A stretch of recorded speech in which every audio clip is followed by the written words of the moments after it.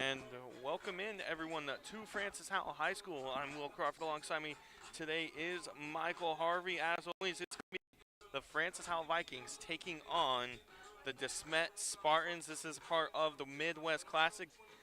Smet coming in at 3-1. They just won off a doubleheader against John Burroughs. They went 2-0 on Saturday against John Burroughs.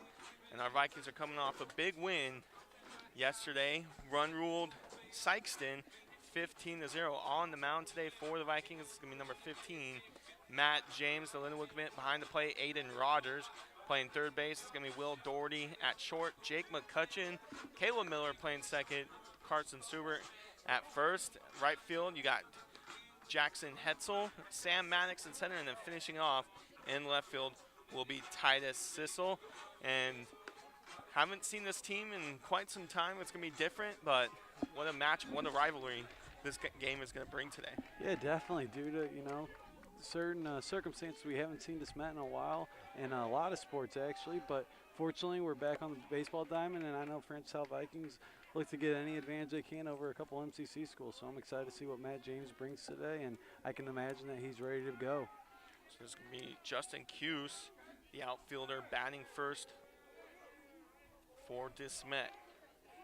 First pitch here at the H. I'll be taking 4 ball high against Cuse.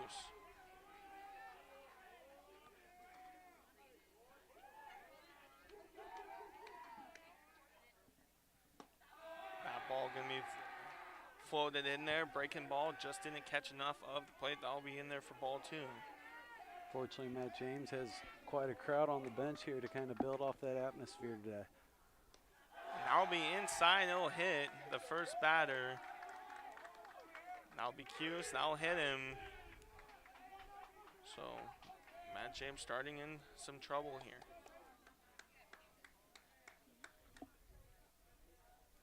Ground ball here.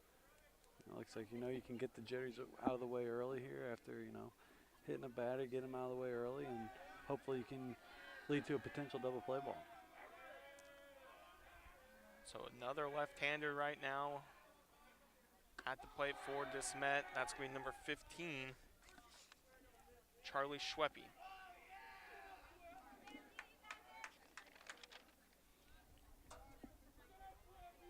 On first base is Cuse.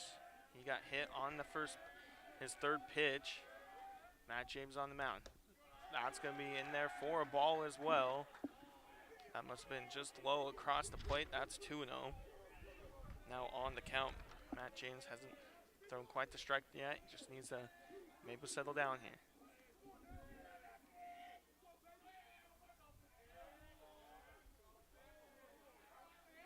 The 2-0 to Schweppe. That'll be hit foul.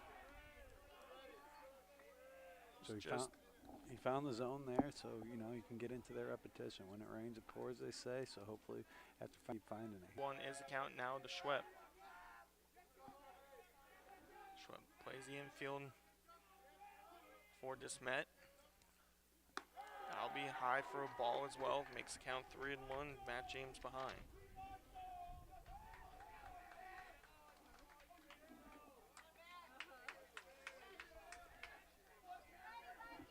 So 3-1 the count. On first is Cuse.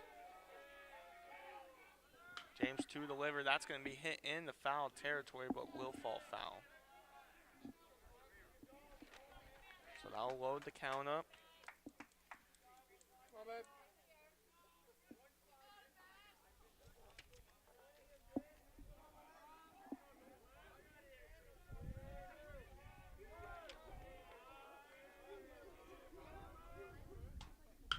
That'll be hit towards second. Miller makes the throw the second over the first. He'll be safe in there. Close call, but a good job between Miller and McCutcheon. McCutcheon doing a good job to get the go-ahead runner there. Definitely, Miller did a good job. He kind of got a, uncomfortable position to kind of field it and get to second, but he did the best he could, and like you said, he got the lead runner, which is huge, and I get another opportunity for a potential similar play. So here's Furbet also playing the infield today for Smet. That'll be inside for a ball.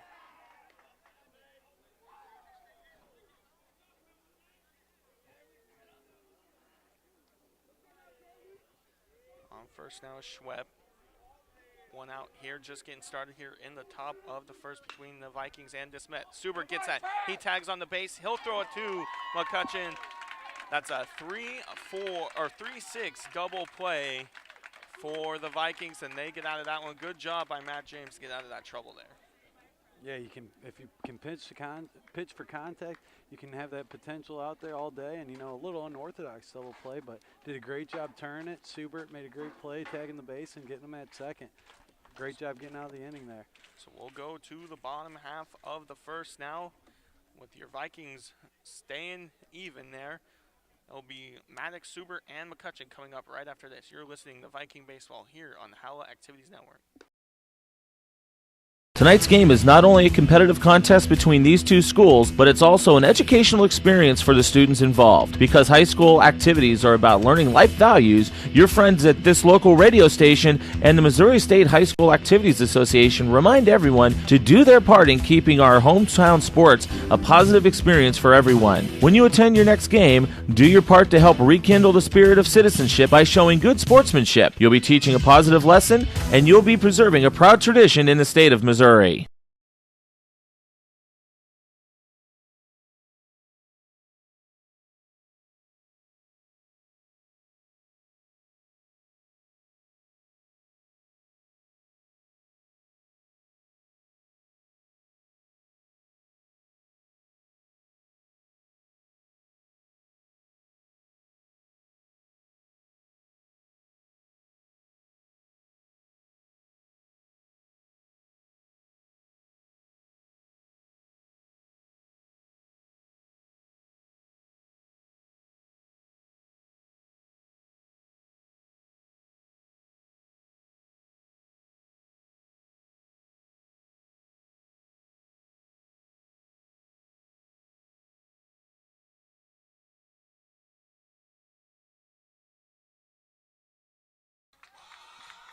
Back here at the H, Michael Harvey alongside me. I'm Will Crawford. It's Kevin Cordy on the mound today for Smet. To lead off, it is going to be Sam Maddox. Number 3, he's playing center as usual, leading off for the Vikings. Not too sure what the visit between the two umpires is here, but they're visiting kind of near the pitcher's mound about something. And they're kind of directing towards like left, center, or second. I'm not sure what the conversation is, but. And now they're talking to Cordy.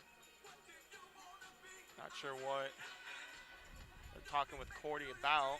Now they're going to bring out the Smet head coach. And Cordy's something about his glove, potentially.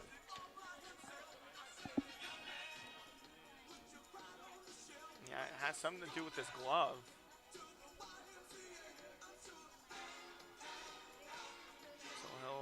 Get a different one now and head back to the mound. See something new every day, it seems like.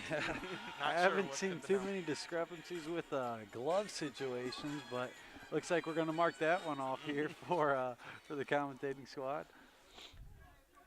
So it will be, once again, Sam Maddox leading off for the Vikings finally.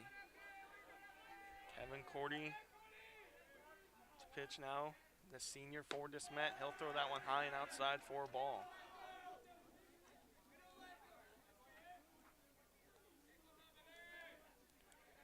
Cordy to deliver the 1-0.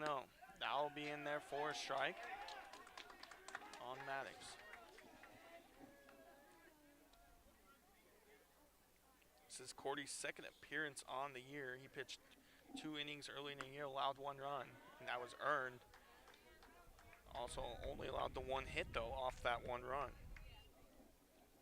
So had a decent first outing. Starting out this outing with a couple high pitches here. That one will be almost really high. That'll be taken for a ball. That's 3-1. We'll follow it up with an extra high pitch there. Smet only played 4 games thus far this year. That'll be in there for ball 4 on the Maddox. He'll draw the leadoff walk. Maddox on base percentage well over 500. Just making it go up there now. I'll bring up Carson Suber. He's playing first today. Made that great double play right to end the top half of the first. Yesterday, Suber had a good outing behind the plate as well. He walked, hit a double, and then flew out to left. He did score twice as well. And that'll be in high on Suber as well. Cordy kind of, both pitchers just needing maybe to settle down here. That's Maddox's 8th walk on the season, so, you know, he's got a great eye at the plate, so anytime you can start off the game with a walk is huge. And that'll be high to Suber. That would have probably hit him if he didn't duck, but he ducked. That'll make the count 2-0. Wind kind of blowing out to left center today. Suber got a hold of one yesterday. That could have been out if he had a little help from the wind, but he had no help as it was blowing in. That'll be in there for a strike. That'll make the count 2-1. You know, another dangerous potential for the defense is Maddox has 7 swipe bags on the year, so always got to keep an eye out for those wheels going down at first. The 2-1, the Suber going to be taking 4 balls. Makes the count 3-1.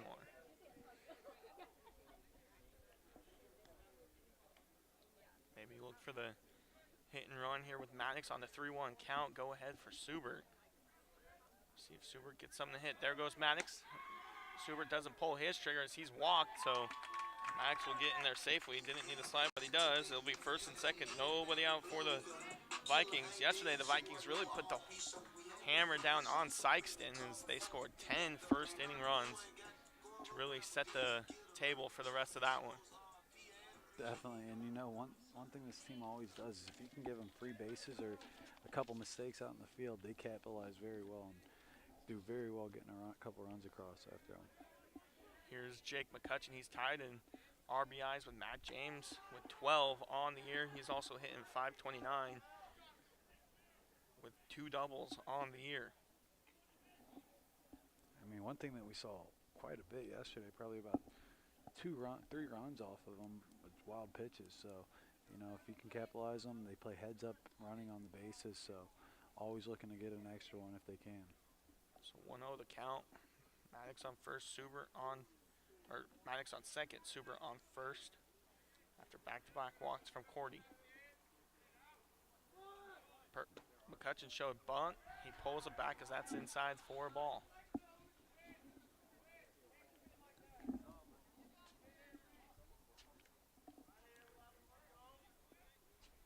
Definitely a matchup that we could see here today in the postseason as well, as both of these teams have a lot of talent on each side. McCutcheon takes the 2-0, swings hard through it, and I'll be taking 4 strike. Got his hack in, and, you know, just a little bit behind it there, but definitely a strong hack and looking to make some contact with it.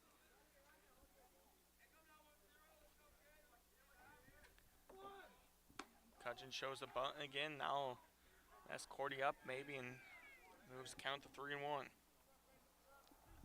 Cordy in trouble now, walking the bases loaded. Matt James on deck.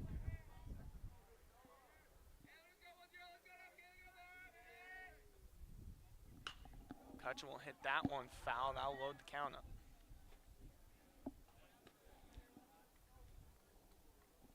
The Vikings definitely like utilizing McCutcheon's ability to bunt. You know, we see this play drawing up a lot. Although he's hitting batting .529, he's always able to lay down that bunt and get it down successfully. You can tell it's a drill that they work on a lot during practice. So payoff pitch to McCutcheon. Runners go. That'll be swing and a miss. Max has to get down, strike him out. He'll be safe at third is Maddox, but McCutcheon will strike out for the first out of the inning. Suber also moves over on the double steal.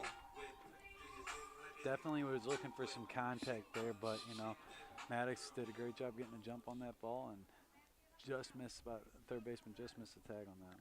So Matt James can help himself out now. 2 runners in scoring position. That'll be a breaking ball in for a strike.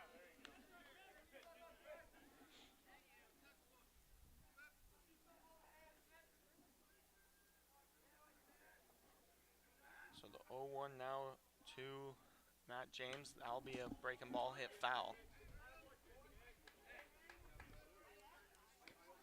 So 0-2 count now on Matt James. James, the leading hitter right now for the Vikings in almost every category. He's batting .650, has 23 hits and 12 RBIs.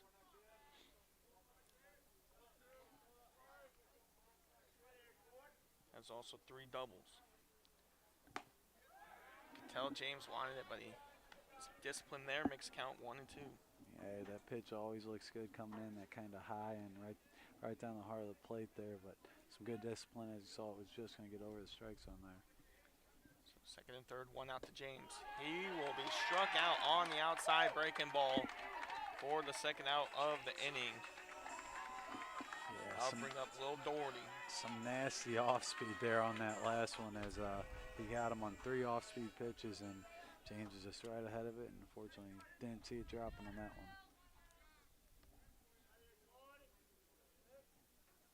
So 2 outs, 2 runners in scoring position for Will Doherty. He'll take that first one for a ball. Doherty yesterday reached on a single and then flew out to left and struck out looking. 1-0 to Doherty now. He'll swing hard through that one for the first strike of the AB.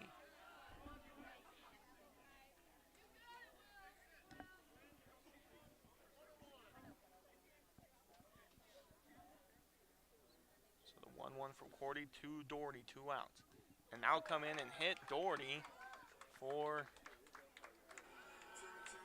make the bases loaded, and that'll bring up now number 20, Jackson Elder. Was Hetzel in the starting lineup, but Elder now getting the AB now here against Cordy. Bases loaded now for the Vikings. I'll be in there on that outside corner for a strike.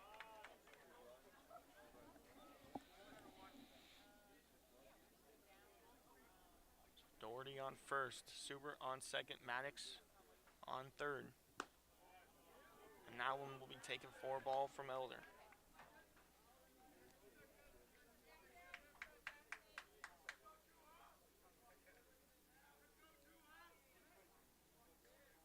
One to Elder. I'll be just high on Elder for the second ball. Elder only getting his 5th at bat of the season. Is 2 for 4 in those ABs with 4 RBIs though. Definitely a good position to have him at, although, like you mentioned, only his 5th at bat on the season. He's batting .500 and with a few RBIs under his belt, so definitely a good guy to leave the bat in his hands. 3-1 the count now to Elder. He'll throw it right down the middle. That's Cordy for the second strike of the AB. He's 1 strike away now from getting out of this jam. So both pitchers dealing with jams. James got out of his. Cordy now get out of his.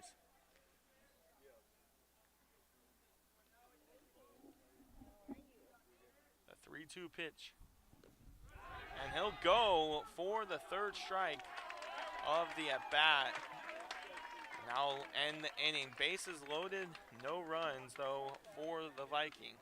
We'll end it there here at the bottom of the first. We'll take you to the top half right after this.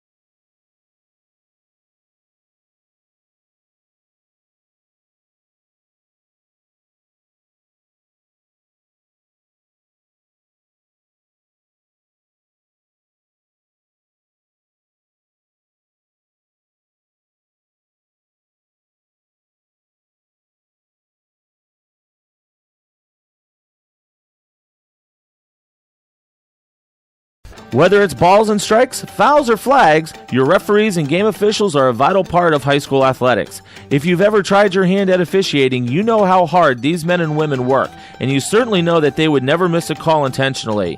Keep these things in mind as you attend sporting events. After all, respecting officials and authority figures is one of the most valuable lessons that we could teach our students. This message has been brought to you by your friends at this local radio station and the Missouri State High School Activities Association.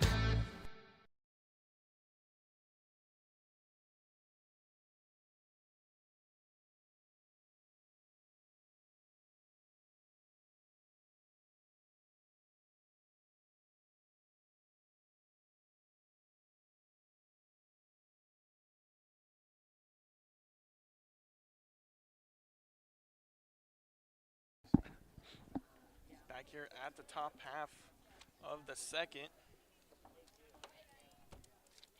It's now still Matt James out there. It's now the cleanup hitter for Smet up to the plate.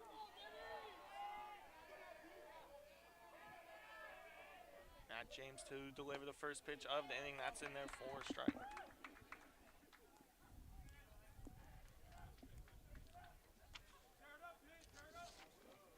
Screen number 14, Ben Davis, infielder and catcher for Smet.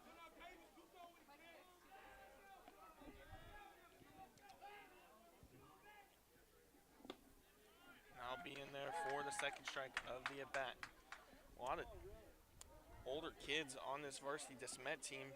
Looking at the lineups now, they only have one underclassman that's a sophomore or younger. That'll be way wide for ball. That breaking ball kind of got away from him there, had a little too much drop on it. So 1-2 the count now to Davis. The 1-2, good breaking ball, didn't catch any part of the plate. Davis didn't bite on it either. Count up even to 2-2.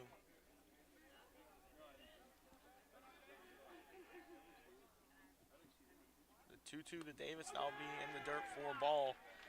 So Davis fell behind 0-2, worked back ahead now. So full count. Payoff pitch to Davis. That'll be hit foul out of play. Hit hard foul out of play. That thing was screaming off of his bat there.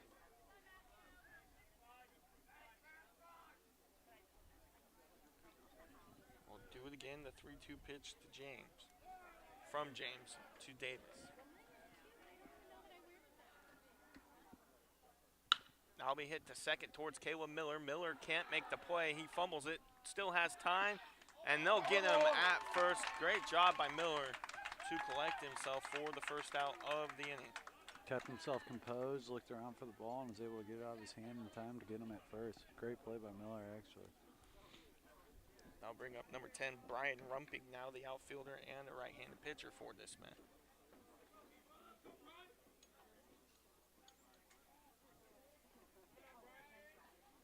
Matt James gets the first batter of the inning, starts this one with a strike. Likes him inside after swinging at that pitch there. Yeah, looked a little high and tight on Rumping, but he swung at it and he missed. The 0-1 now from James to Rumping. That's outside for a ball.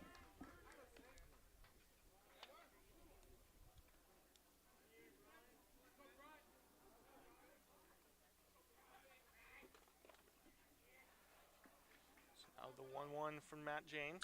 That's going to be a hit foul for the second strike of the at-bat.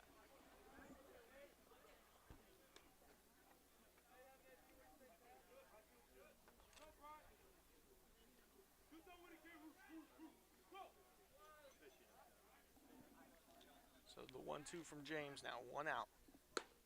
That'll be outside for a ball. Just missed there. That looked like a good pitch coming in, and those are one of those as a hitter, you're almost hesitant on holding back on it, just a little high and outside, but just missed it. Hard strikes on there.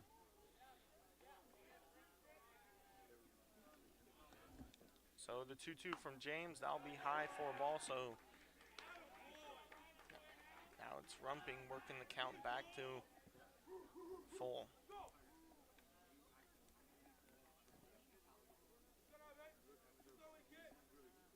3-2 from Matt James. He'll strike him out. Rumping swings hard right through that fastball for the second out of the inning. That's a pitch you like to see for third pitch strikeout there. Batter just behind it and was able to get it across the plate to Rogers' glove there. It's going to be Argett Singer now.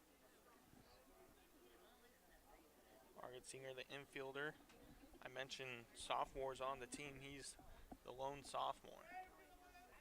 2 outs in the inning now. Argett Singer trying to get something going. Sees that first pitch for a ball.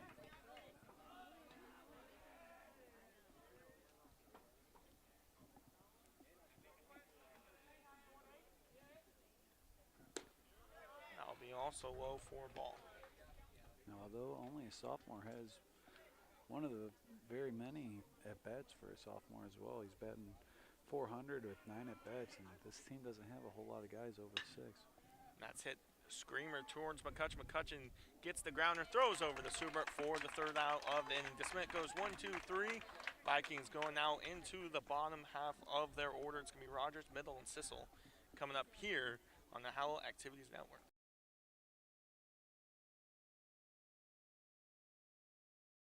Fans, when you attend a high school game, do you stand at attention during the national anthem? Do you cheer a good play by the opposing team? If your team loses, do you take it well in stride? If you have answered yes to any of those questions, you are showing positive examples of sportsmanship. Don't forget that when you attend high school events, young eyes are watching you for examples of acceptable behavior. By making a conscientious effort, you'll be helping our students grow into better citizens. This message has been brought to you by your friends at the Missouri State High School Activities Association and this local radio station.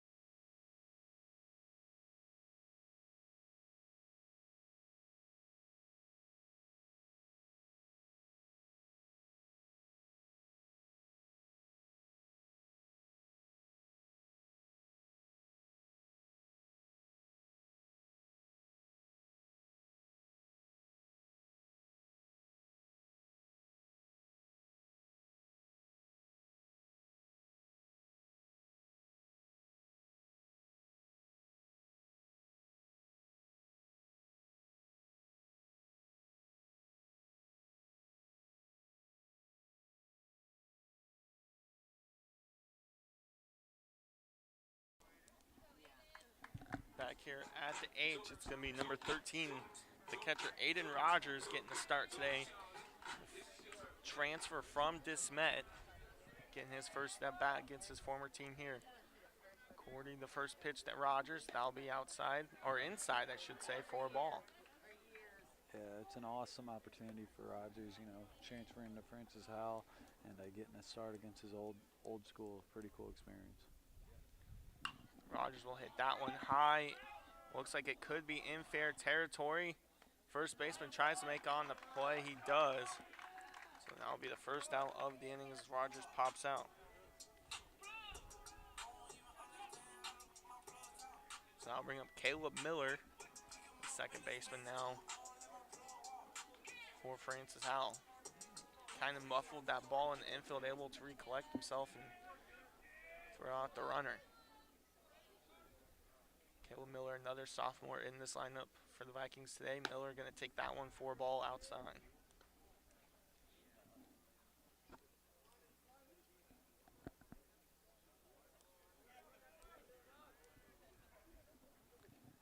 The 1-0 to Miller now. That'll be that on that outside corner for a strike.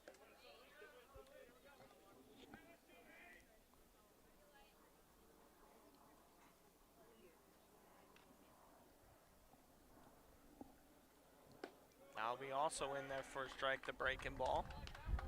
1-2 the count now to Miller. Cordy now moving right along. Pretty similar pitch as that first strike there as well, playing that same corner and just snuck it in there. 1-2. Miller hits that one now right back to the pitcher. Somehow the pitcher makes the play as that was a hard shot right up the middle. But he makes it for the second out of the inning. That'll bring up your freshman, Titus Sissel.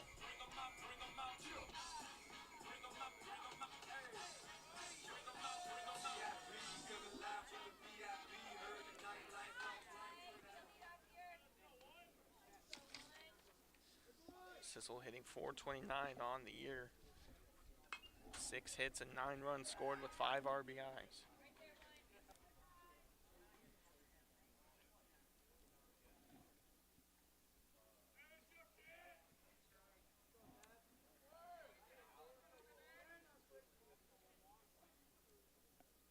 So the 0-1 now to Sissel is outside for a ball.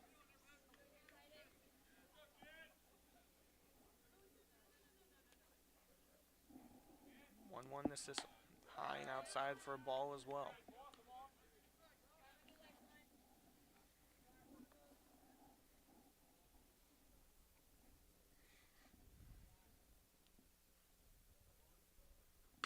He's going to hit that one in the left field. Tough play for the shortstop, but he'll make it for the third out of the inning. The Vikings get set down 1, 2, 3, and that'll be it for the second inning. We'll bring it back to the third inning when the Vikings try to set Smet down once again. Vikings nothing, Smet 0 here at. Role models are more important than ever in today's society. You can serve as a role model for others the next time you display good sportsmanship at a high school athletic event. Good sports are winners and are also vital to preserving our fine sports traditions. So the next time you attend a sporting event, remember to be a good sport and help rekindle the spirit of citizenship. This message has been brought to you by your friends at the Missouri State High School Activities Association and this local radio station.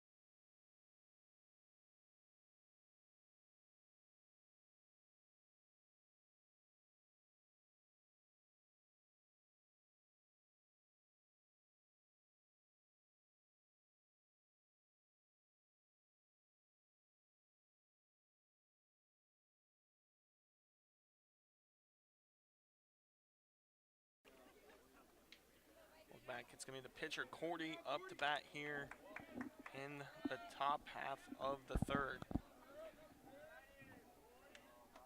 Cordy doing a good job on the mound. Going to try to keep it up here now with his bat.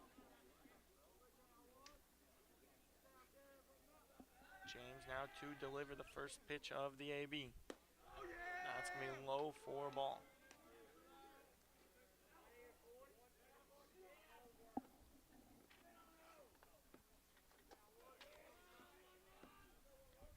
The 1-0. That'll be in there for a strike for Matt James.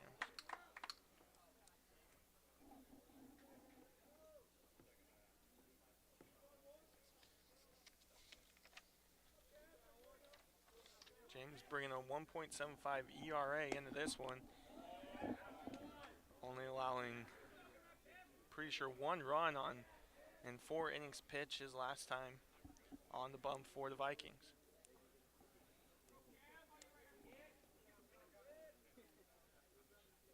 So 2-1, that's going to be in there for a ball as well. So 3-1 the count to Cordy. Yeah, only 1 earned in his last outing, however, striking out 6. So definitely a good start for, Matt James coming into his senior year. Hopefully he can capitalize with another one here. Through 2 scoreless, that's going to hit the plate. It sounds like James tries to make the play, throws it to Suber. He'll get Cordy out for the first out of the inning. Definitely is on his way to one here. We were just mentioning going into this inning, the first few games that we called, we saw a lot of runs in the first couple innings, and not getting that delicacy here. We're having a pitcher's battle so far. So now it's going to be Darian Chris for Smet up to the plate. He'll take that first one for a ball.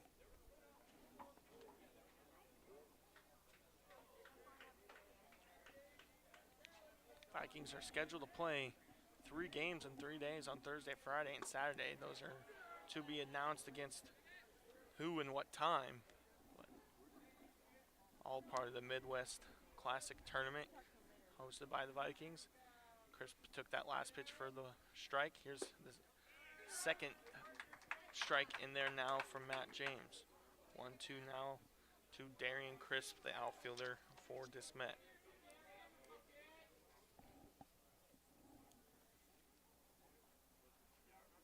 Now the 1-2 to Crisp. I'll be outside and high for a ball. Yeah, looking down the schedule, fortunately enough for the Vikings, even when they're the away team, they have that home field advantage. A lot of home games here at the H. Crisp will hit that one in the left field. Sissel going back. He can't make the play on it. That'll be the first hit of the afternoon for the Spartans. McCutcheon, the throw to Doherty, that'll be late as Crisp kind of takes out Doherty's legs. So Crisp has a one-out triple here in the top half of the third. Yeah, unfortunately for Titus out there, he made a great throw hitting the cutoff there, and the cutoff throw was just in line of the slide and had a tough time getting there. So that's going to be Jack White coming up now, the senior for Smet. Really see if James can get out of it now with the one-out triple. What a play that would have been from Sissel if he was able to make that. That's going to be a ball outside. Yeah, he had 2 or 3 readjustments getting to that ball as, that wind came right at the, most inconvenient time as you're reading the ball, but, unfortunately couldn't get to it there. Now be in there for strike to White. You got to give it to Crisp as well, It's not like he was slow by any means getting around those bases. It looked like by the time that ball even hit the ground, he was between second and first. 1-1 now to White. That'll be inside and high. Third base coach down the line, and I saw the cutoff man kind of getting the ball in, and he was looking third the whole way, so he definitely knew who was running the bases on that one. The 2-1 to White.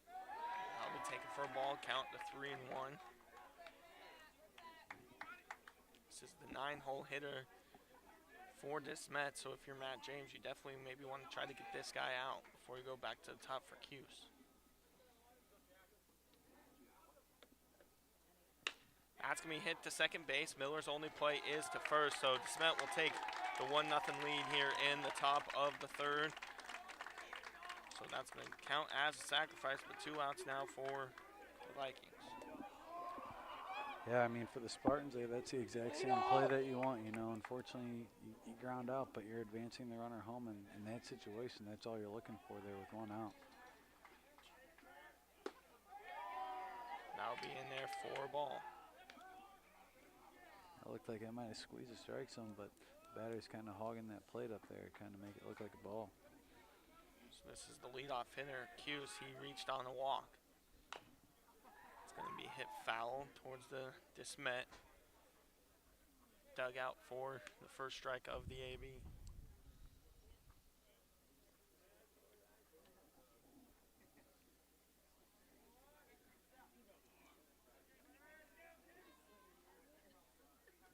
Now that's going to be hit hard up the middle. James couldn't make the play on it, so that's going to be a 2-out single for Cuse. That'll bring up Schwepp. Schwepp, his last time up, he reached on sacrifice.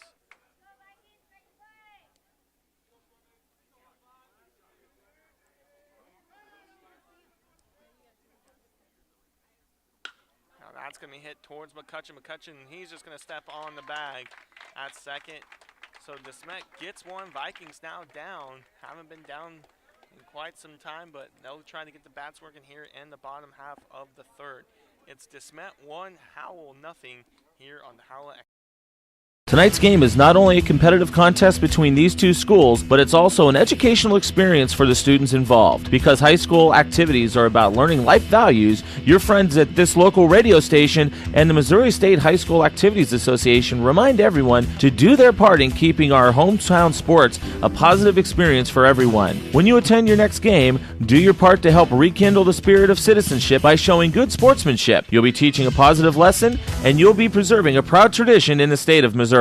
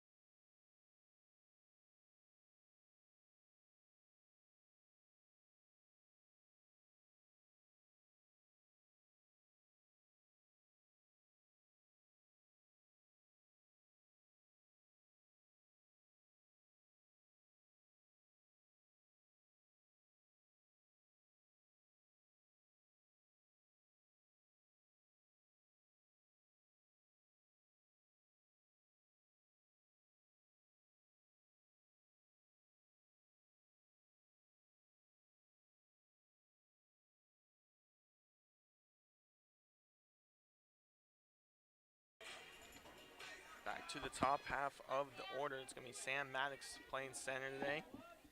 Here in the bottom half of the third, Maddox reached last time with a walk, was 90 feet away from scoring, just never was able to cross the plate. Cordy delivers the second pitch of the AB. It's 2-0 quickly to Maddox.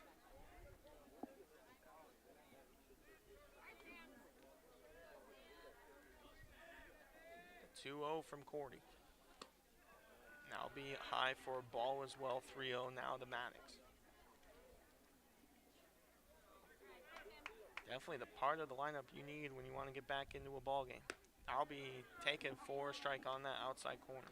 Well, assistance from the catcher. They're doing a great job framing that, getting that back inside there. Yeah, Ben Davis, a fantastic behind the plate. I'll be in there for a strike as well. I'll make the count full now for Sam Maddox.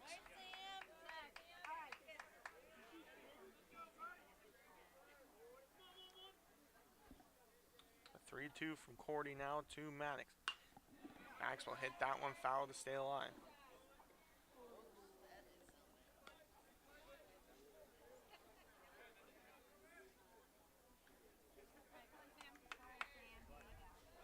Vikings made Cordy work in that first inning. He saw 6 batters, but made the Vikings go 1, 2, 3 last time. That's going to go foul as well, so Maddox doing a great job to stay alive. Doing a great job battling in this at-bat, you know. That's exactly what you want from their leadoff hitter. A full count pitch to Maddox will freeze Maddox. A beautiful breaking ball sits Maddox down. Yeah, that had the line of exactly where you want it, because even if you do swing on that, that's going to be an uncomfortable to kind of make uncomfortable ball to make contact with. Yeah, beautiful pitch that time from Cordy. Here's now Carson Suber. He also reached on the walk his last time up. He'll take that first pitch for a ball inside. High and in there. Suber had to do a little limbo to get away from that one. So now the 1-0 to Suber. He'll hit that one in the right center field. Center fielder can't make a play. That's going to get down to the wall. Center fielder, he'll fall. Only play is the throw to his cutoff man, Carson Suber's in with a 1-out double here in the bottom half of the third. Standing up double all the way there. I mean, that's a great hit, you know. Even the outfielder kind of had difficulty fielding it, you know. Stand up double, excellently driven out there. So I'll bring up Jake McCutcheon. He struck out his last time up. Suber with back-to-back games with the double there, you know, showing off an excellent performance of hitting.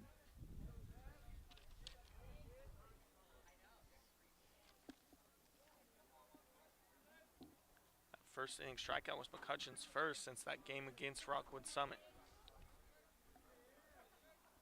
First pitch here to McCutcheon will be inside for a strike.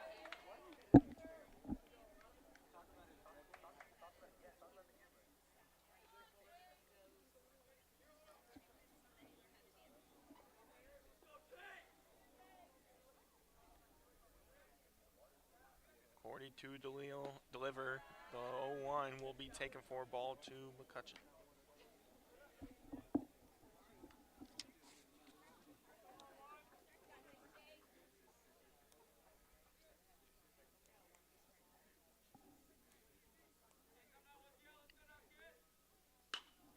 That's going to be hit out of play foul. So McCutcheon doing a good job staying alive here. Makes count 1 and 2.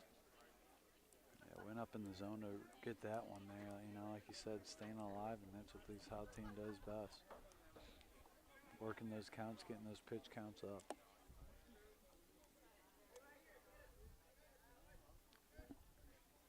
And that'll be his second strikeout of the game as he swings through that one, which might have been outside for a ball, but that'll be the second out of the inning after the 1-out double from Subert. So what a perfect time now for Matt James to really help himself.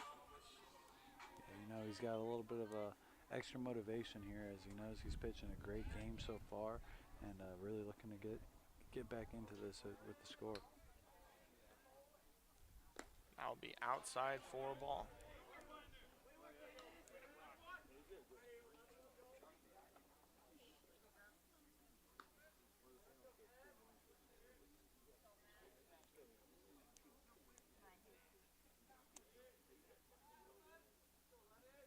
No, now to Matt James. I'll be taken outside for a ball.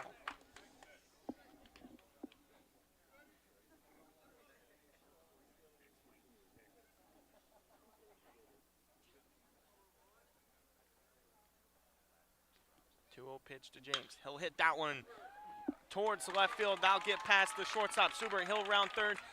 Here's the throw at the plate.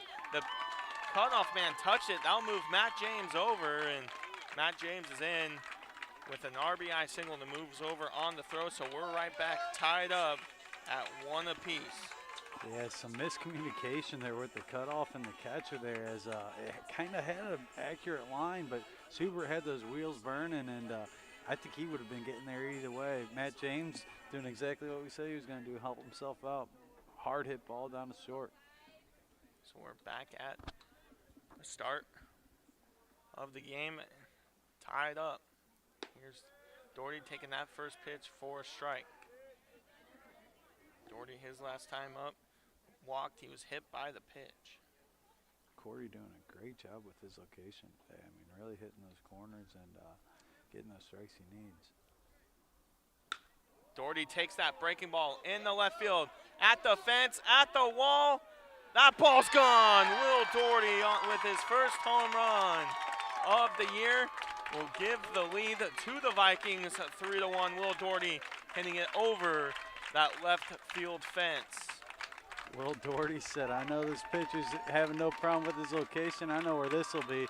Took it right down there to left center. That's exactly what you need from a guy, you know, who's trying to get back going with his bat here. As you can see, he is pumped up.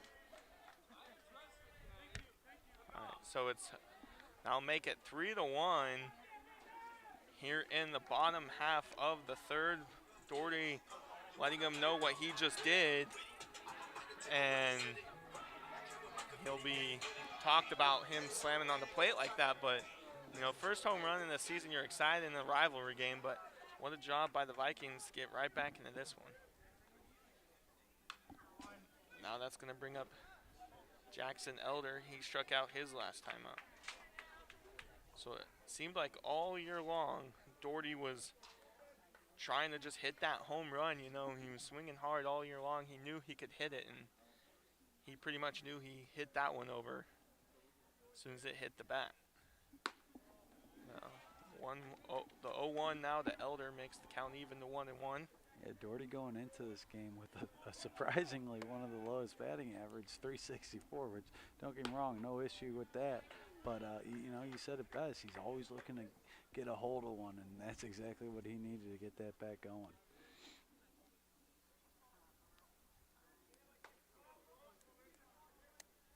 So the 2-1 now, the Elder, that'll be in for a strike. That breaking ball just caught some piece of the plate.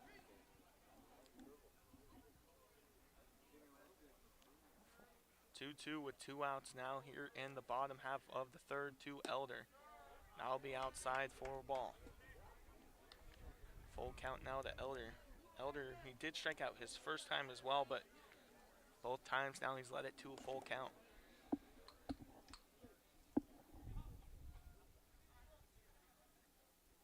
And now just hit Elder, so Elder will get on base with the hit by pitch. So that's 3 straight runners on for the Vikings. I'll bring up former Spartan Aiden Rogers.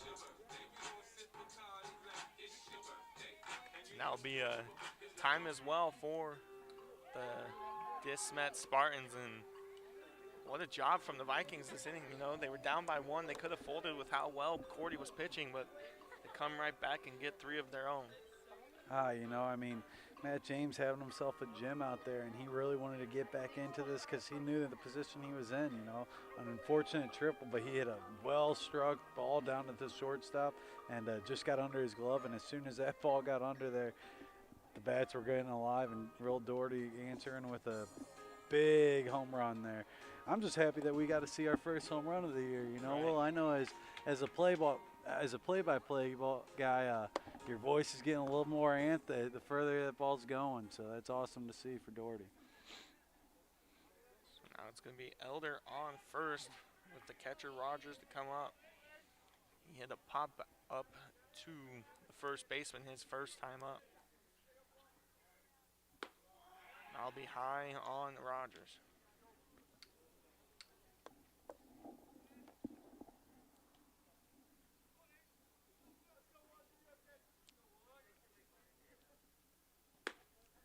I'll be in there for strike now on Rogers.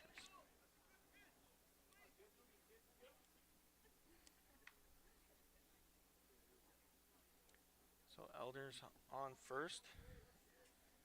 Elder now 3 for 5 in his plate appearances this year.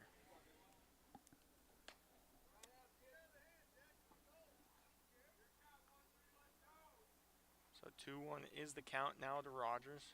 Elder on first. 2 outs.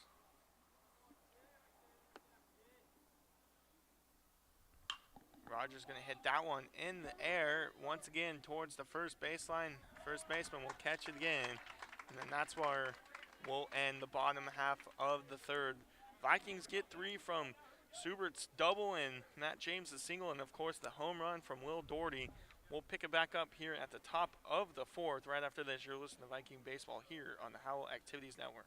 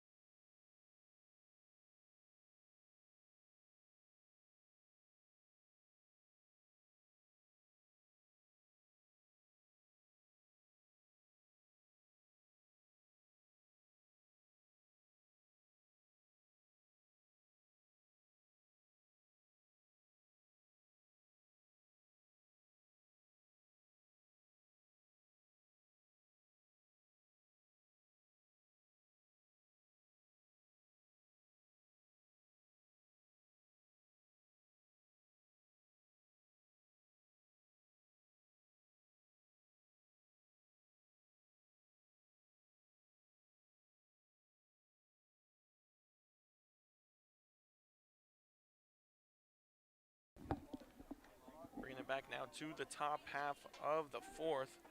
I'll bring up number 19, Fairbert. His last time up, he grounded into that double play. So James to get the fourth inning started off in there for a strike on that fastball, catching that outside corner. The only loss on the year for Smet was against Jonesboro, Arkansas in the Sykeston tournament a couple weeks ago. So a team that wasn't from Missouri, so right now they're kind of in trouble getting their first loss of the year from a team in Missouri. Yeah, you know, they had themselves a pretty similar game against a team like Sykeston. You know, they beat them about 13-2. You know, I know that Howell put up a couple more, but those are pretty similar games, so kind of good game to gauge it. And it's living up to the hype so far today. James going to throw that one way outside and makes the count 3-1.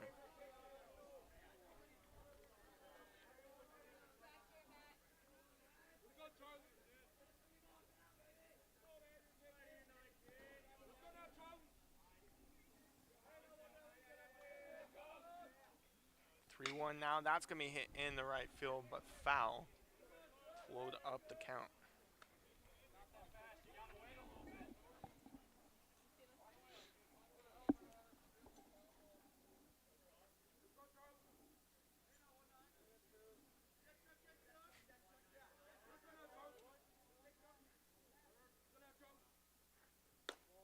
Now be a ball outside. So James will walk the leadoff hitter here for Smet. It looked like that might have pinched that strike zone there, but looks like it just missed it and giving them a base here. So I'll bring up Davis. He grounded to Miller his first time up.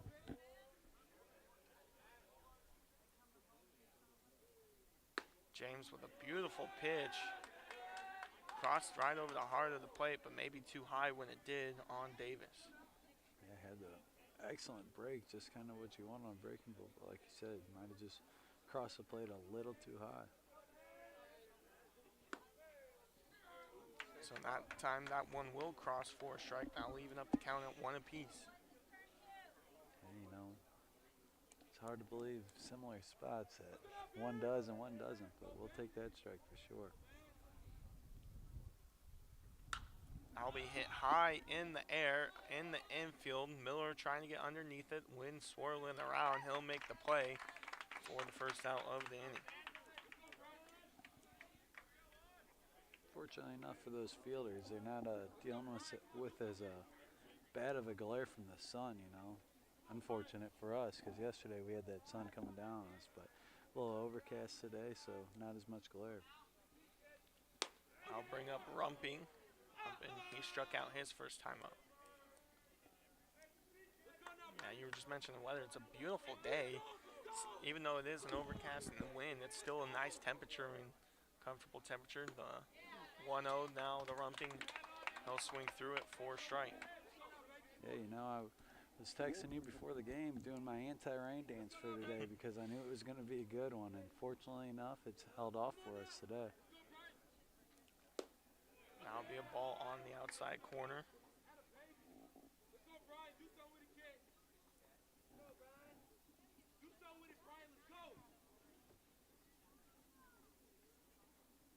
Two 2-1 now to Rumping. He'll swing through that one as well for a strike. 2-2 now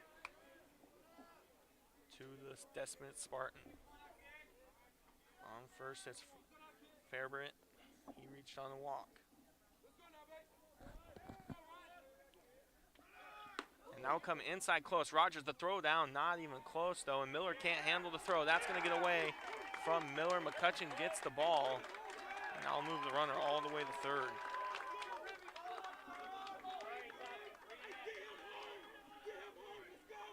Yeah, unfortunately enough, that ball down to second was just on the other side, and Miller wasn't watching that all the way in, took an eye off of it, you know. Just like the pitch was kind of inside, he kind of followed it with the throw down to second.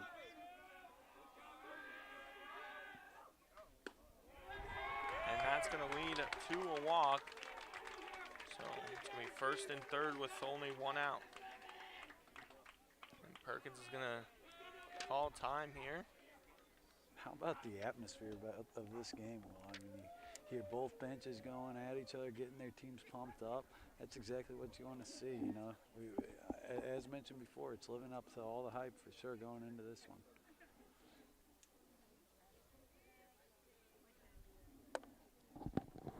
So it's going to be a quick mound visit. We'll keep it here with you, and Perkins just telling Matt James to calm down, that this is kind of, you know, still his game. Yeah, definitely a good mound visit for the Vikings here, you know. Like you said, this game's far from away from you here, so get him calmed down a little bit. He came up with a couple inside pitches there, so settle the nerves and get him back into this game.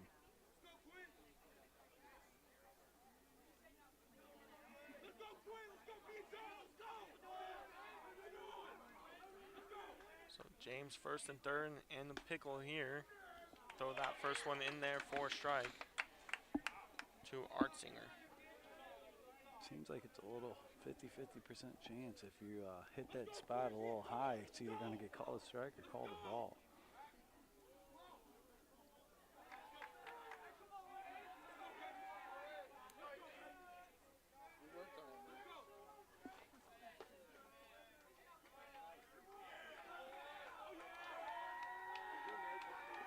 Playing a little mind games with each other there, you know. the count now to Artsinger. Runner will go. Rogers won't throw it down, so it'll be second and third with one out. Base hit could tie it up here for Smet. That's probably a safe play from Rogers there, holding up with that. I mean, looks like he had some speed on second there. You know, we saw, or third there, I'm sorry. We saw him get away from that wild pitch down there, so keep it conservative here. That'll be high for a ball. 1 and 2 goes the count.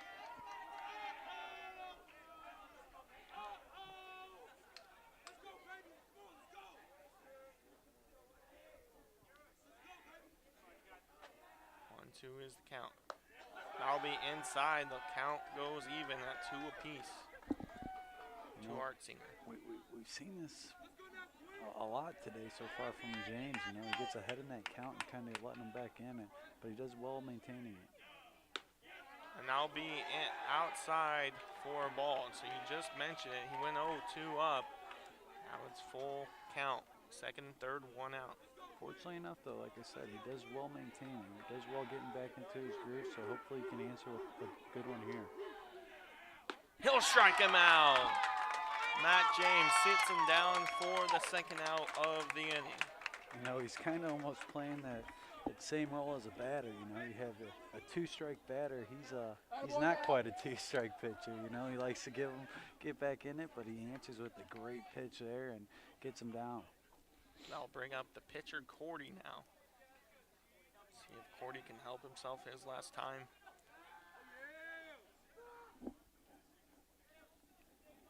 His last time up. He hit it right back to James. James was able to make the play over the first to Suber. First pitch to Cordy. That'll be in there for a strike. Attaboy, Matt. That's the spot that you want to paint. You know, he's getting consistent with those high and in pitches there. So keep going at it. 0-1 to Cordy. I'll be outside for a ball. Just missed that one. That had a good break to it, and just missed the corner there. So 1-1 to count now to the pitcher, Cordy.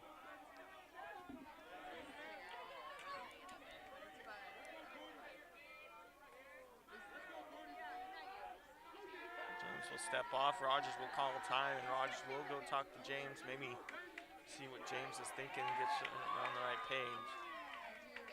Yeah, you know, I mean, you got to imagine Rogers definitely probably has a good in-game analysis on a lot of these guys. As you mentioned, he's coming from Smet. I know he's younger, but you can imagine he knows similar games. So 1-1 to count to Cordy. Runner on second and third. None has crossed yet this inning against James. Just the 1 run all the way back in the last inning in the third. Cordy will swing right through that for the second strike of the at-bat. So James is 1 pitch away from getting out of this one. One more, Matt. That one way up and inside there. He was going, swinging, trying to swing the cover off of that one. 1-2 the count now to Cordy. Can James get out of it? Here's the 1-2. That'll be across the plate for a ball.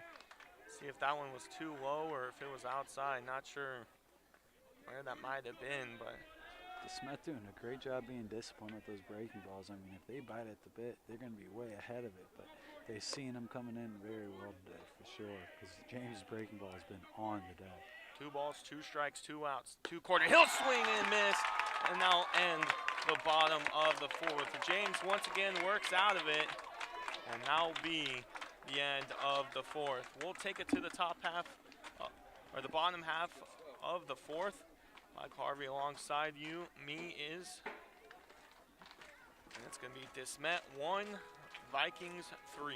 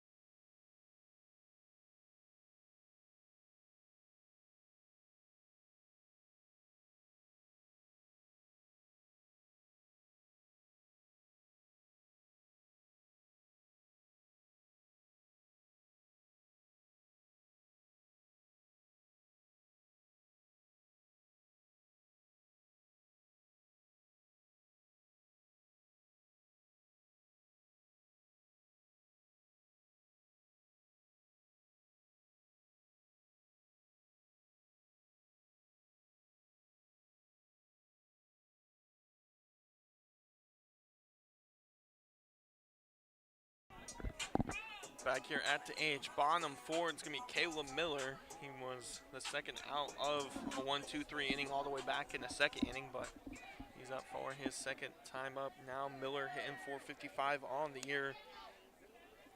2 doubles and 4 RBIs. He'll bunt that one. That's a hard hit bunt to third. Can Miller get over there with the speed?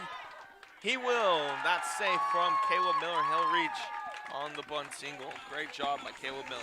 You know, that's about the second time that we've seen Miller throw down about a bunt like that. You know, the first one was a little squeeze play action, and it was just as good as that one. Like I said, this Vikings team, they work on all the fundamentals and just a well-rounded game. You see it in their base running, you see it in their bunt.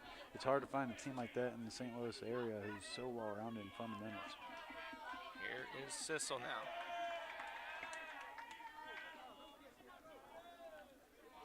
To 1 is the score. Vikings got all 3 of their runs last inning. Sissel will show bunt and bring it back for the second ball of the at-bat. First ball, excuse me.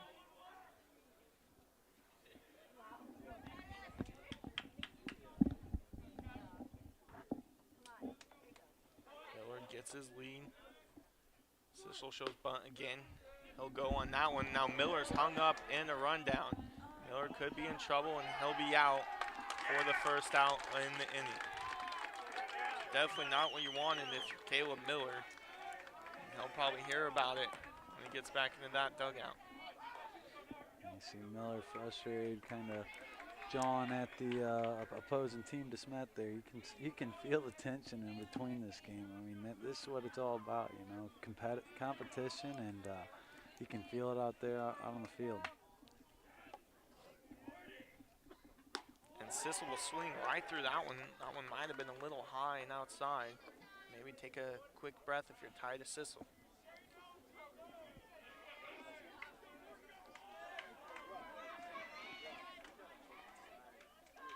These are big games for freshmen because, you know, as you get older and into your high school career, there's going to be a lot of high atmosphere games just like this. So, you know, getting your experience with this one is huge for his career. 2-2 goes the count after that ball in the dirt. On deck sits Sam Maddox. He's reached on a walk and struck out looking. Sissel will swing and foul tip, but it was caught by the catcher for the second out of the inning. Just missed that one there. So now it's going to bring up Maddox. So what looked to be maybe another promising inning for the Vikings. 2 quick outs now. That'll bring up Sam Maddox.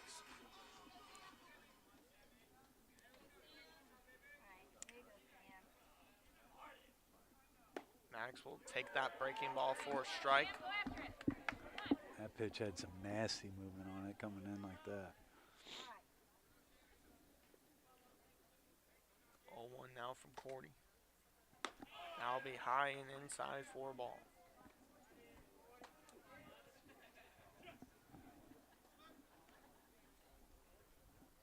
Definitely want to keep the line moving with Suber on deck.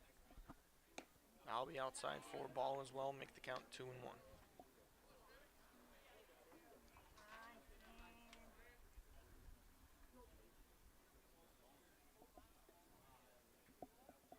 2-1 now. And Sam Maddox, will he go? They'll say he win. Definitely looked like maybe he held it back. That'll even up the count at 2 apiece. That's one of those where it's hard to hold your bat at. You know, we've seen a couple pitches like that. They come in inside, perfect speed, and it's hard to lay off on that one. So it's going to be 2 balls, 2 strikes, 2 outs here in the bottom half of the 4th.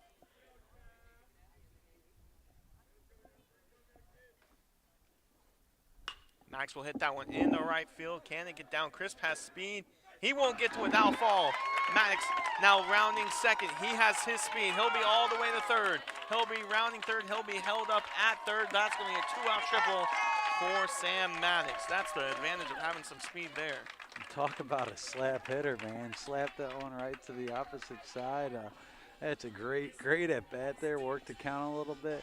And like you said, displaying his wheels out there around in second as it landed kind of right in the perfect corner for him.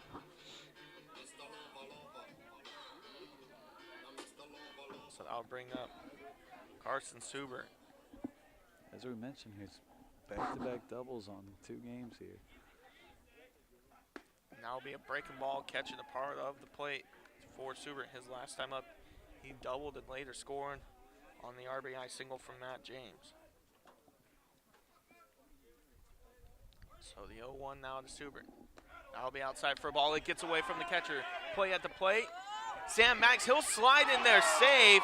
He was underneath the tag by far, but he'll be called out on that one. Maddox was definitely underneath that one. He couldn't have had a better read on that, man. He was sinking home the whole way there, and like you said, it looked like he got under it, but unfortunately, I guess the pitcher made a miraculous tag that the dirt might have blocked from us, but had a great jump on that ball. Yeah, interesting call there. Nonetheless, that's where we'll end here in the bottom half of the 4th. We'll take you to the top half of the 5th. You're listening to Viking Baseball here in the Howell Activities Network.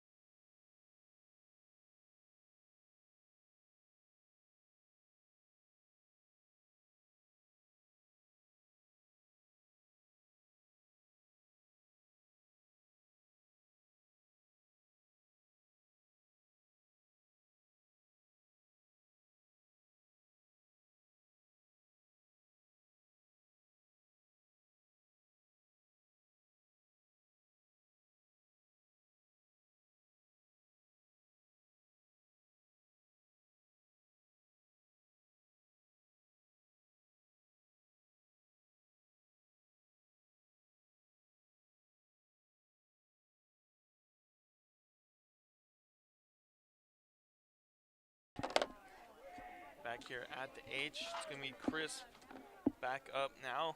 He reached on the triple and later scored for the Spartans their one lone run. Yeah, I mean, I tell you one thing about Chris, he is going right now. We've been hearing him on the bench, amping his team up from the bench this whole game ever since he got that triple, so he's really looking to capitalize again here. 0-1 now to Chris. That will be taken inside. He also is playing right field, and he was the one playing that ball and kind of maybe overplayed it in right field on the Maddox triple. 1-1. That'll be also taken for a ball. Yeah, he had to track a long distance, and like he said, might have just overestimated it just a little bit and trickled all the way down to the tarp there.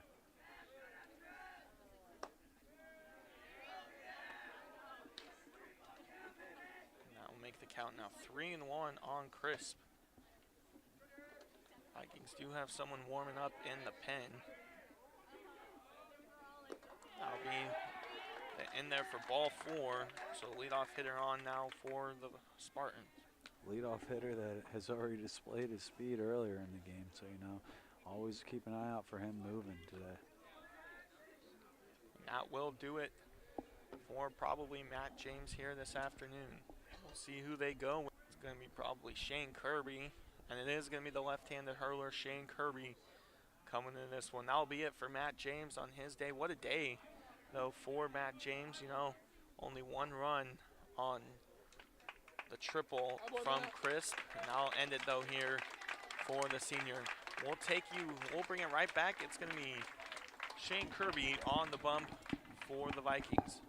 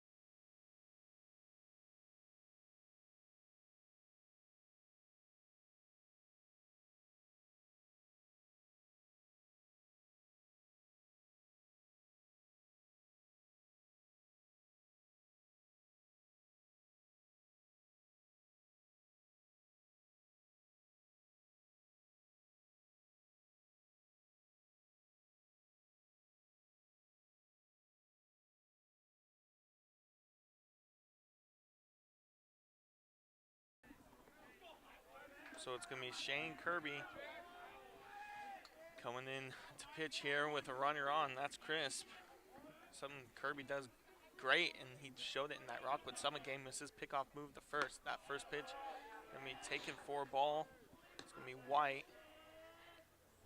I tell you what, when I was on the bases, my biggest fear was the lefty on the mound, especially whenever I was on first, because you know that he's got a nasty pickoff move.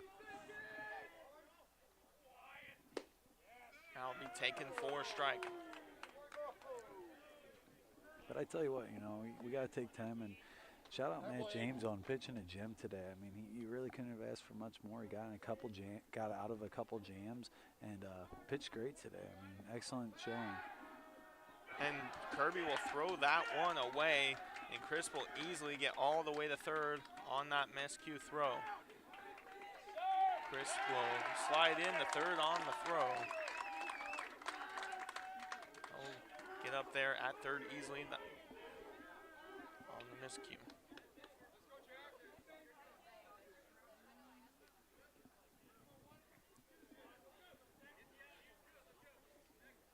So instead of a runner at first with nobody out, it's going to be a runner on third with nobody out again.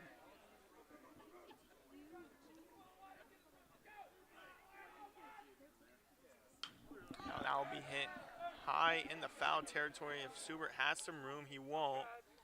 They'll fall foul. Count now goes to 1-2. You can hear the French Hall bench, your dugout, you know, saying, hey, that's over with, and you got to keep going, get this out, and you're right back in the driver's seat.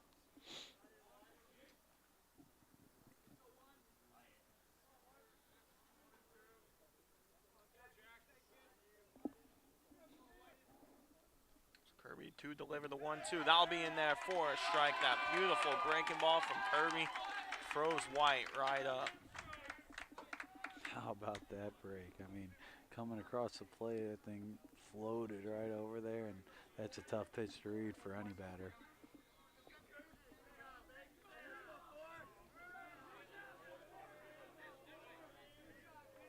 So now it's going to be the leadoff hitter, Cuse. I'll be high and inside on him for a ball. You gotta give Q some props as he hugs that plate there, and he's seen a couple balls right up in the eyes there, and yeah, that'd be tough to watch coming at you so fast.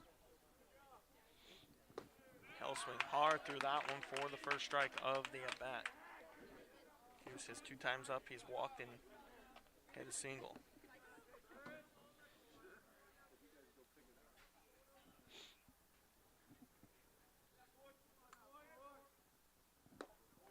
Beautiful breaking ball from Kirby. Didn't catch any part of the plate though that time.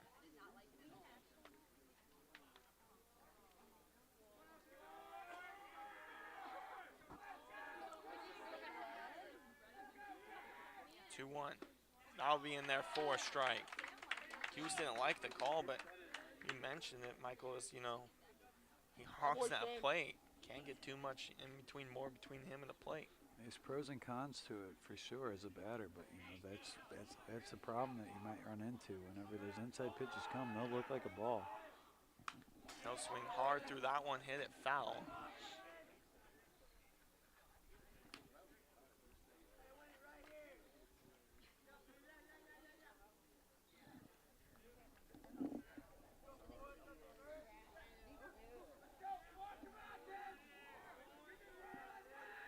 So the 2-2 now. He'll sit him down. Kirby strikes him out for the second out of the inning. 1 out away from getting out of this one. You know, a big question whenever you have those guys who throw that breaking ball is if it's going to be on or not today. And it's on right now. I mean, you're seeing that drop all day, and these batters are having a tough time adjusting to it. So that's going to bring up now for a bit. He's grounded into a double play and walked.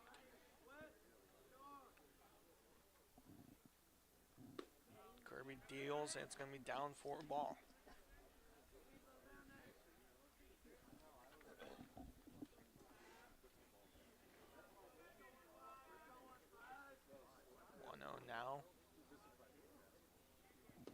be in there for a strike, a beautiful breaking ball. It throws Schwepp right up. I mean, he was stepping out of the batter's box thinking he drew himself a ball, but just a tad too early, and that thing dropped right in there for a strike.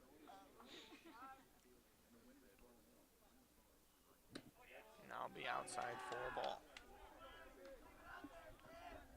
Kirby only has one other performance on the year. He allowed a run against a good Rockwood Summit team, but got out of multiple jams in that one.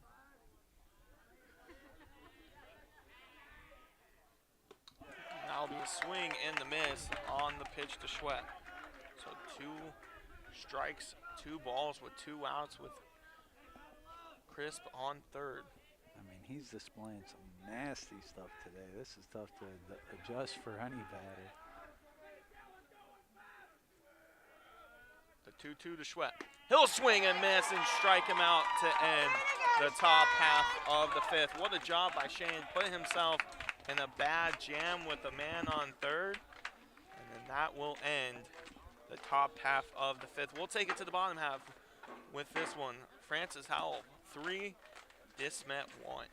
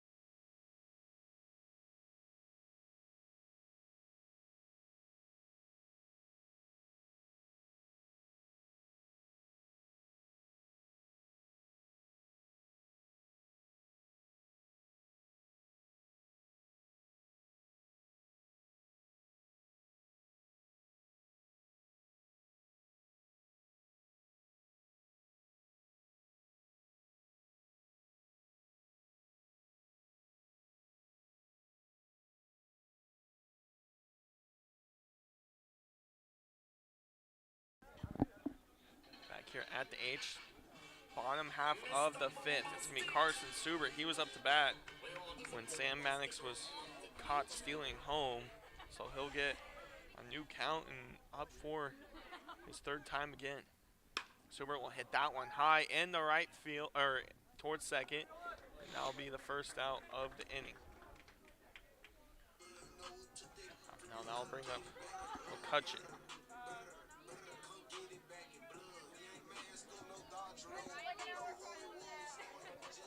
McCutcheon, 2 at bats. He struck out both times, and that'll be it for Court. Cordy pitches 4 and a third, allows 3 runs, all in the 3rd from a RBI single from James and the 2-run homer from Doherty. It's going to be a pitching change. Here's a word from Misha here on the Howell Activities Network. The score of any athletic event is generally forgotten over time, but the actions of players, coaches, and spectators leave lasting impressions. The next time you attend a high school game, think of how history will remember you. Choose good sportsmanship and help rekindle the spirit of citizenship. Remember, the lessons you teach today will help develop better citizens in our communities for tomorrow. This message has been brought to you by your friends at the Missouri State High School Activities Association and this local radio station.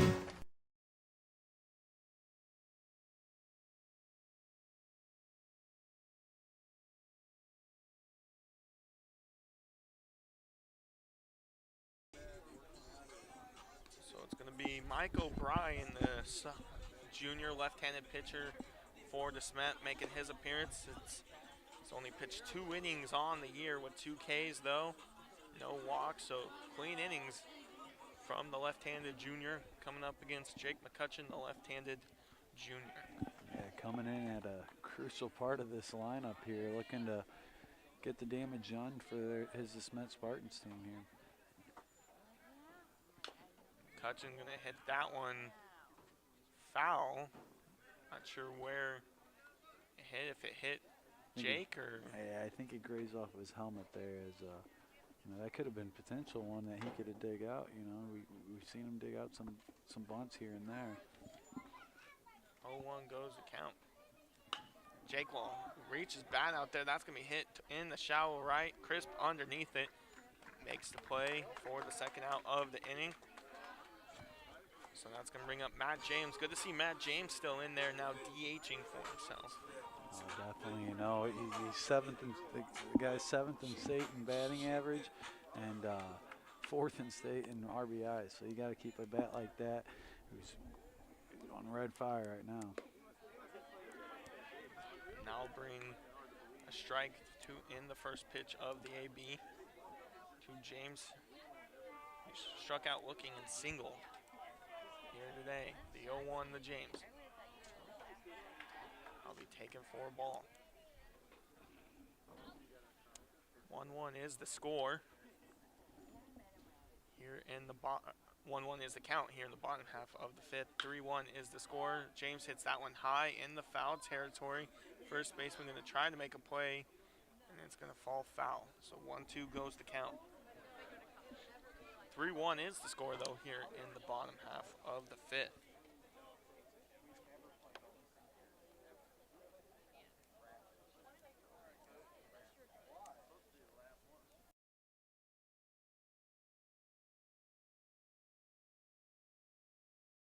Light up.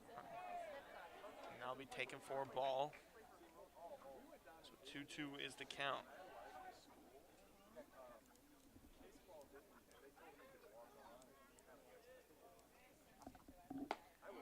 James will watch that one go pass for a ball, so James works the count full. On deck sits Will Doherty.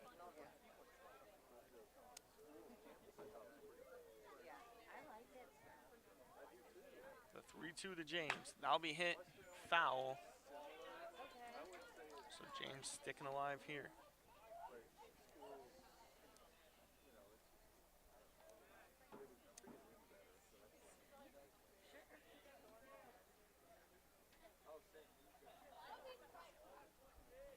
Two count now to James. That'll be low for a ball. That'll be a 2-out walk for the Vikings.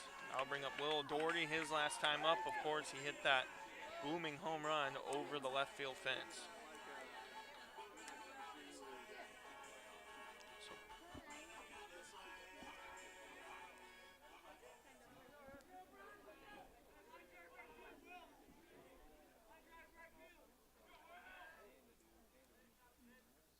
First pitch to Doherty, that'll be hit right up the middle for a base hit. Looking to go third as James will stick at second, but it'll be a 2-out single for Will Doherty. So back-to-back base runners now for the Vikings. Doesn't miss a beat with his contact on the ball there. Well struck right up the middle there. I'll bring up Jackson Hetzel now as Jackson Elder's pitch hitting for Jackson Elder. So Jackson Hetzel he was in the starting lineup, but then was taken out pregame.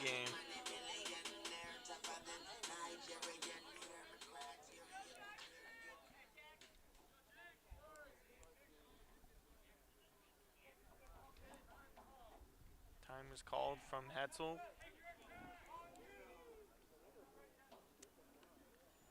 Hetzel on the year, one of the better batters on this Viking team as well. Hetzel's hitting well over 500 as he hits that one in the center. That's going to be shallow. Center fielder trying to make a play on it. He won't. He drops the ball, and 1 run will score. Doherty rounds third. He'll be going back to third. And now we'll make the score 4-1 here in the bottom of the 5th. Definitely cannot make those kind of mistakes in big games like this. Yeah, especially when that score is right there with it. You know, a couple runs making a difference, and then that's a tough one to drop there. Good job by Doherty. He went all the way to third.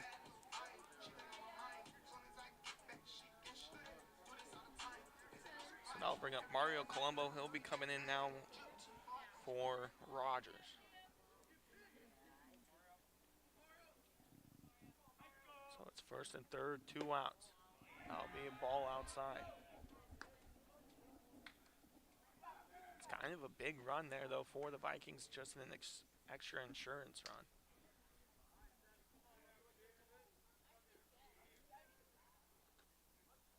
Colombo's going to hit that one in the left field. Left fielder, he's coming in. He's going to have to run to make a play, and he will for the third out of the inning. High, hard fly ball for Colombo. Nonetheless, that will end the inning.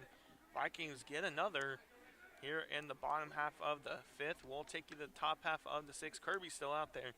Vikings 4, Smet 1.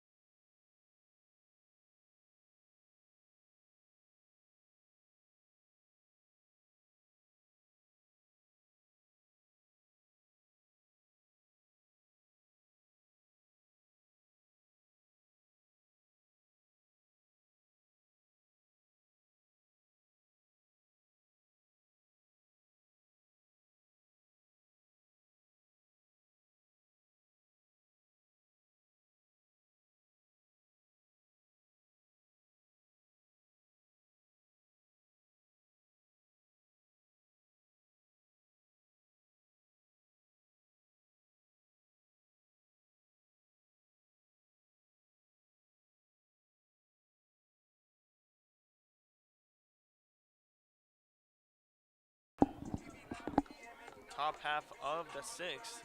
Kirby's still in there, the pitch, trying to keep up his successful season.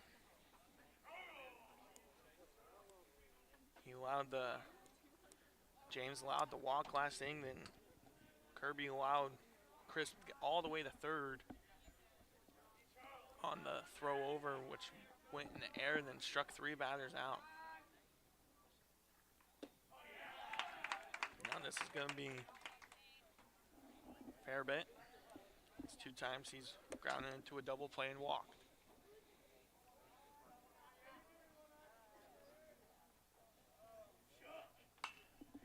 All ones hit foul, so 2 strikes now on left-handed hitting Spartan. As you can see, they're just way ahead of these pitches, man. Whenever you gotta adjust from, hard throwing Matt James hitting in the upper 80s, it's tough to adjust to these breaking balls here. And that'll be strike 3 on the beautiful breaking ball from Kirby. Sat them right down looking. Yeah, that's about the 3rd batter that we've seen Kirby freeze up there. I mean, not knowing what to do with the bat. You see that thing drop. That's, any batter will be freezing like that. So that means Kirby's faced 4 batters in relief now and struck all 4 out. So now here's Davis. Davis hits that one right to Doherty. Doherty makes the easy catch for the 2nd out of the inning. And turning over half of them into statues, I mean, you got, fortunately enough, that wasn't a strikeout there for the Spartans, but I mean, he's turned this Spartan team into statues. So 2 outs here quickly in the top half of the 6th. That'll be right past Rumping. Rumping his 2-time ups. He struck it out and walked. Change is going right after now with a lot of confidence.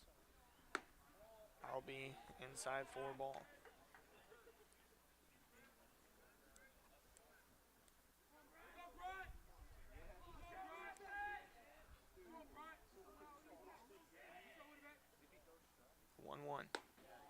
I'll be high and outside as well.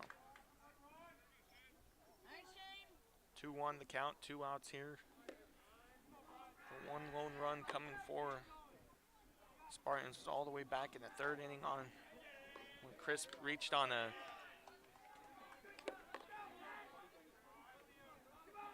triple.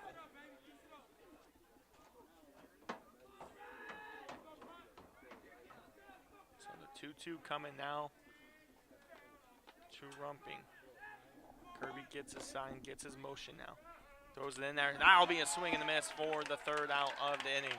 The Spartans go 1-2-3. Kirby makes them look silly. And we'll go to the bottom half of the sixth. Vikings 4, Spartans 1.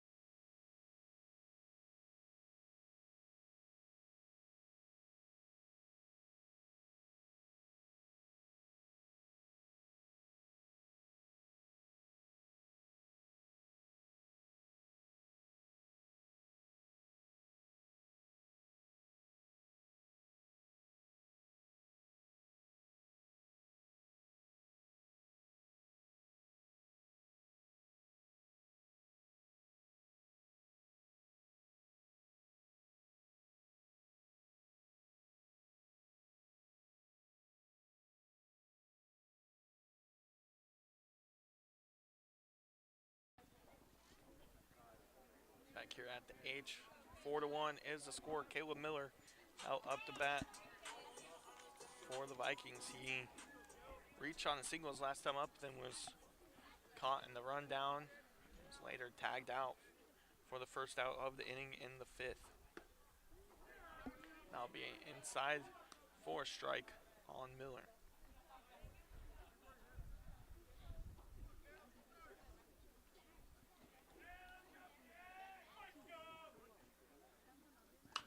That'll be hit hard out of play for the second strike of the at-bat. You know, both teams kind of doing some adjusting of their own. How Vikings is this lineup going through a new pitcher, so gonna have to adjust their swings a little bit. 0-2, the pitch outside for a ball. Vikings, their 4 runs have been scored on just 4 hits here this afternoon. 2 of those runs, of course, coming from Will Doherty's home run all the way back in the third. And Miller will put his bat and try to reach that one. Kind of maybe reached for a ball that time, and that will be the first out of the inning. Now Titus Sissel, the switch inning outfielder for the Vikings. And we've mentioned it, man. The walk-up music definitely knows how to get the people going. You got a player with the name Titus Sissel, man. Sissel will bounce that one up the middle. Shortstop makes the play. Throw over the first for the second out of the inning. Good play that time from White, the shortstop. And the freshman displaying some wheels getting down that line. You know, he's got 7 stolen bases, and he's got that sneaky speed.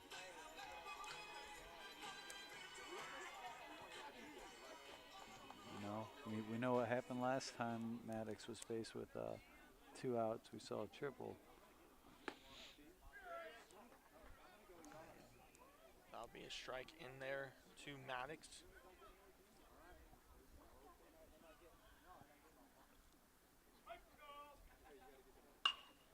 That'll be hit now to the second baseman for the third out of the inning. Vikings there go 1-2-3. Back out goes Shane Kirby. Back to work here for the top of the 7th. Kirby 1 inning away from ending this one here at the H. We'll take a quick timeout, and you're listening to Viking Baseball here on the Vikings Activities Network.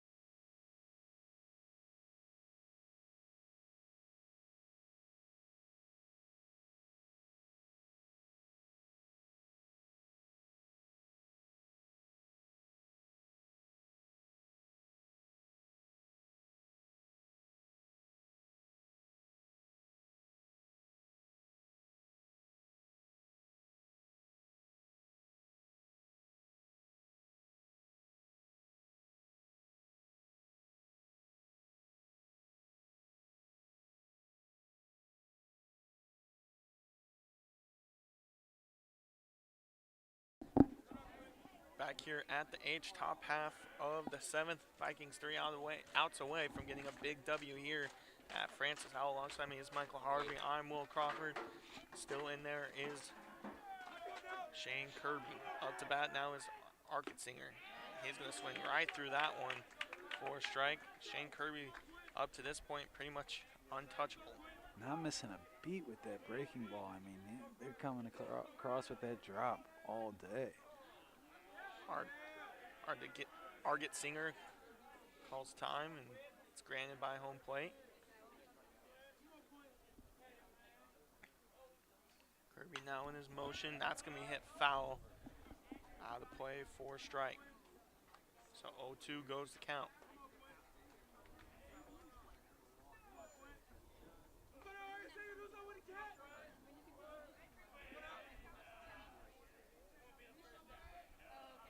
So 0-2, that's going to be also hit high and foul out of play.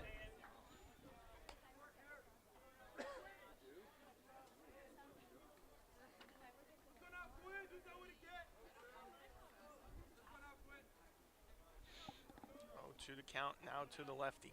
That'll be a breaking ball for a ball. Definitely thought I was going to get to call a strikeout there, but just didn't catch part of the plate. 1-2 goes the count. Kirby deals. He'll swing and miss that time, and they'll call him safe. But there is the throw down to Suber for the first out of the inning. I'll bring up down number 23 for Smet, pitching for Cordy. That'll be Liam Risley in junior infield.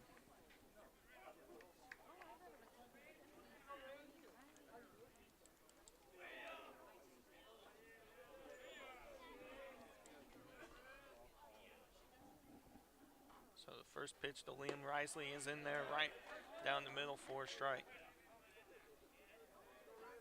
I mean, he's almost untouchable right now with the way he's throwing.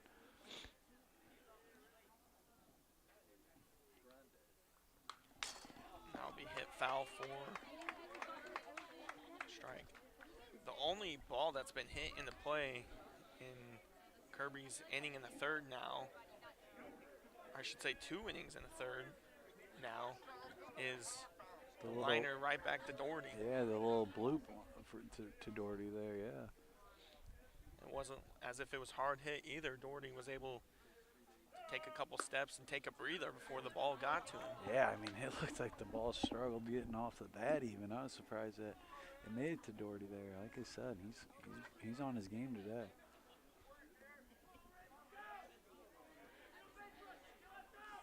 One-two the count now to Risley. That'll be a breaking ball that didn't break. That'll make the count 2-2.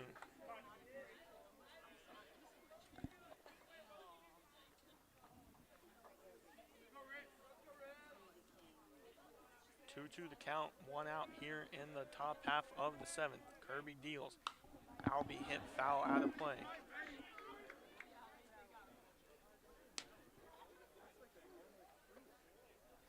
When that ball, when they do get contact with the ball, they're having trouble poking it, even getting that good contact like we mentioned. The one that did get poked out into the field, just a little bloop, and the rest have been all been little bloop foul balls.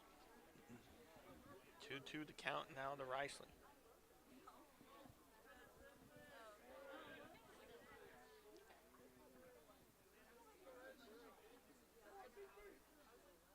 Risley he wanted it. They'll say he won't go though. I'll make the count full. Looked like Rogers was waiting for the home plate umpire to kind of veto that decision and call him out there. So full count now to Risley. Kirby deals. That ball's going to be hit out of play, foul on the right side. You can definitely hear when it might make some contact with the car as we get the oohs and ahs from the crowd here.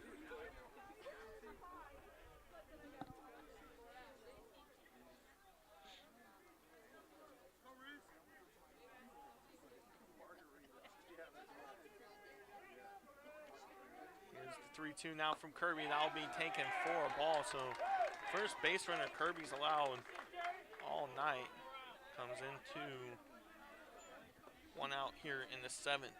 Kirby came in the relief in the 5th. And Reisling having a great at-bat, did a great job working that count there, fouling off a few pitches. I'll bring up the speedy Crisp. He's hit a triple and walked here today. He's been the only guy that's been even close to scoring today for the Spartans. 1-0 count now to Crisp. That's going to go foul out of play.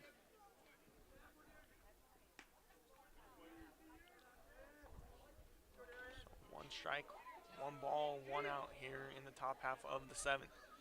Reisling on first, reached on that walk. Kirby deals, that's going to be hit foul out of play as well. Just behind the Howell spectators.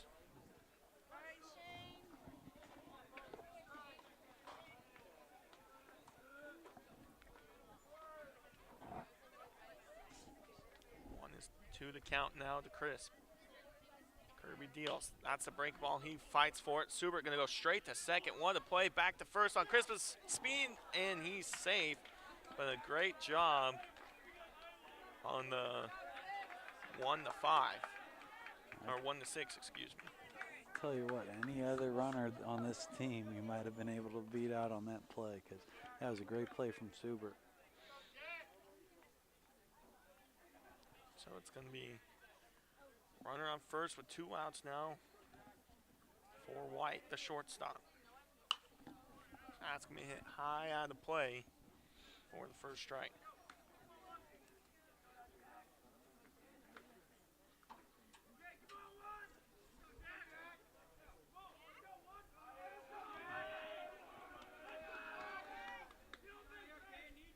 Kirby deals. That's going to be hit in the center towards Maddox. Maddox flying underneath and is going to catch it for the final out of this one. Vikings take away a big one from the Smet Spartans, and all the 5 runs total in this one came in 1 inning, or pretty much in 1 inning. It was 3 runs in the 3rd for the Vikings, 2 of them coming from the Will Doherty home run. Vikings added 1 more in the 7th, or excuse me, in the 6th, but what a job from the Vikings here today. What a job from Matt James, and what a job from Shane Kirby in relief. An excellent display from the at-bats. We got to see our first home run, check off the list. Will Doherty got around that ball perfectly right over that left field fence. And, like I said, Matt James doing a great job on the mound, and even with his bat as well, drawing in that first run to tie it up. And excellent performance from Matt James. But more importantly, Shane Kirby coming in and just displaying an excellent curveball and breaking balls all day, and getting the job done and getting a huge win against the Smet Spartans today. Absolutely. Like I said earlier in the broadcast, Vikings planning on playing on Thursday, Friday, and Saturday. Those times and the places to be announced, but we'll have those announcements for you, and we'll try to have all 3 of those. For my partner, Michael Harvey, I'm Will Crawford. Thanks again. Final score one more time. Vikings 4,